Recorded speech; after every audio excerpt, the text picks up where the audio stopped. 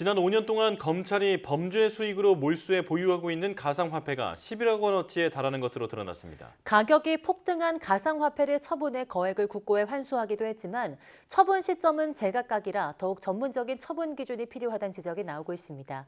홍민기 기자입니다. 텔레그램 속 박사방 참가자에게 성착취 영상을 판매한 조주빈부터 각종 마약상까지 강력 범죄자들이 현금 대신 추적이 어려운 가상화폐를 챙기면서 검찰 등 수사기관도 가상화폐를 범죄 수익으로 몰수하고 있습니다. 지난 2021년부터는 공공기관도 보유한 가상화폐를 매각할 수 있게 됐는데 최근 5년 동안 검찰이 몰수하고 처분한 가상화폐 내역을 분석해봤습니다. 먼저 매각 예정이거나 매각 중인 가상화폐는 서울중앙지검과 인천지검이 나눠 보유하고 있는 것으로 나타났습니다.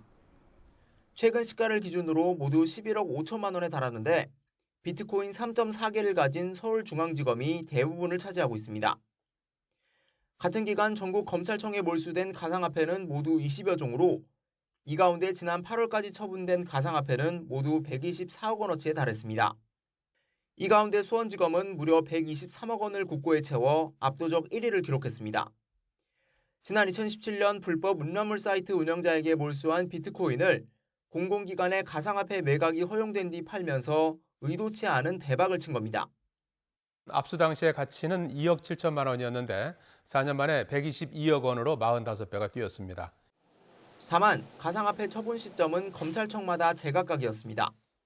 서울중앙지검의 경우 지난 2021년 10월 몰수한 이더리움은 국고에 귀속했는데 이보다 2년 앞서 몰수한 비트코인 등은 아직 처분 중인 것으로 나타났습니다.